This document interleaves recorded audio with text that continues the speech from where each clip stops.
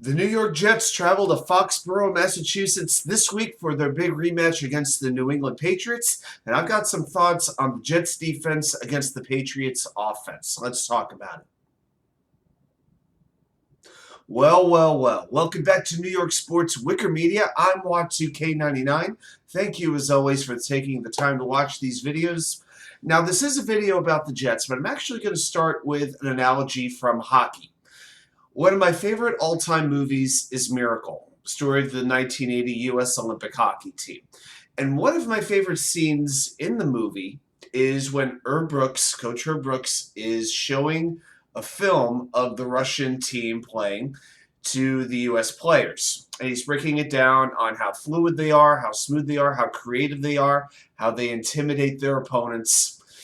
And as he's turning the film off, he's about to address the team, you see these forlorn looks on their faces.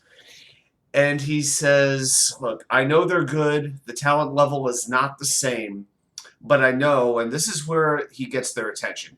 Herb Brooks says, I know there's also a way to beat this team, to stay with this team. And all of a sudden, the team starts to sit up, and he's gathered their attention at this point. And then come the pivotal words. You don't defend them. You attack them. You take their game and you shove it right back in their face. The team that is finally willing to do this is the team that has a chance to take them down. And I started thinking about that scene. Now, by no means am I comparing the level of talent from the Russian hockey team and the U.S. hockey team to Jets Patriots. It's far more competitive. But there is a little bit of I think, a mindset that the Jets have got to get past New England one of these days. You know, that the Patriots are in the Jets' head, living rent-free. And after this many losses in a row, after not beating the Patriots in regulation since the playoff game back in 2010, I think it's a fair assessment. But I started thinking about, what does Bill Belichick do best? We pretty much know.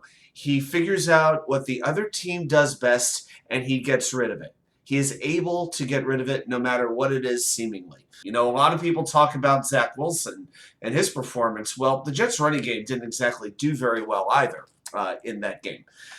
So what his idea was to load the box up, make sure that Wilson was taken out of the game, and let Zach Wilson try to beat the Patriots deep. And as we all know, Zach Wilson was not able to do that effectively, especially in the second half of the game. But I started thinking, take that game, shove it right back in the Patriots' face. That's what I want to see. Because let's look at what the Patriots really did on offense in this last game. Their best player was Rhamondre Stevenson. He had 7 catches, their running back, 7 catches for 72 yards. He was the team's leading receiver, plus he had 71 yards on the ground. Okay, so one of the things that I really need to see is a great game from the Jets linebackers. You know, that coverage, wrapping up those tackles. That's why I put Quincy Williams in the thumbnail of this video. I'm counting on players like him, when they get a hand on the Patriots ball carrier, wrap him up and take him right down to the ground. That is what needs to happen. And then if you look at Mac Jones and his ability to throw the deep ball, we don't talk about that a whole lot, but let me talk to you a little bit about that. You know, Mac Jones, with passes over 10 yards, not 20, just 10 yards, 10 yards or more. He's got 1 touchdown and 7 interceptions this season. Mac Jones is, we talk about Zach Wilson being a game manager. Mac Jones is a game barely manager. Okay? And one of the things that he is having the most trouble with this season is reading other teams' defenses. You know, going through his progressions. He has a tendency to get stuck on one receiver, which most often is Jakobi Meyers. Okay, and we know the Jets have the ability to cover wide receivers. We know how good they are at that.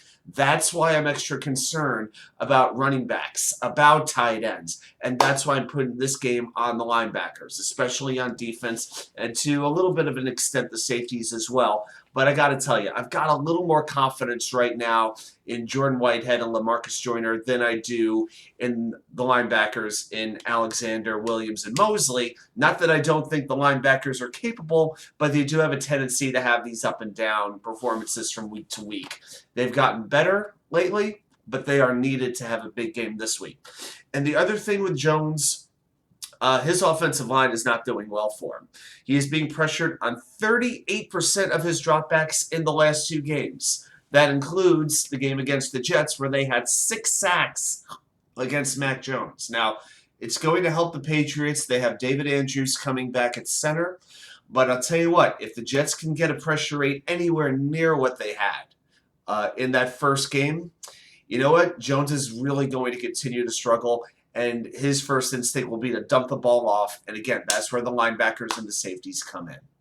So again, what the Patriots do on defense, it has worked for many years. The Jets need to do the exact same thing because you know what?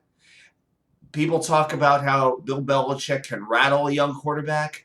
The Jets have the ability to rattle the Patriots' young quarterback. And if they could do that on Sunday, I got 2 words for you. First place. It can really happen. The Jets can be in first place on Sunday, and getting in Mac Jones' head is one of the best things that they can do to make that happen.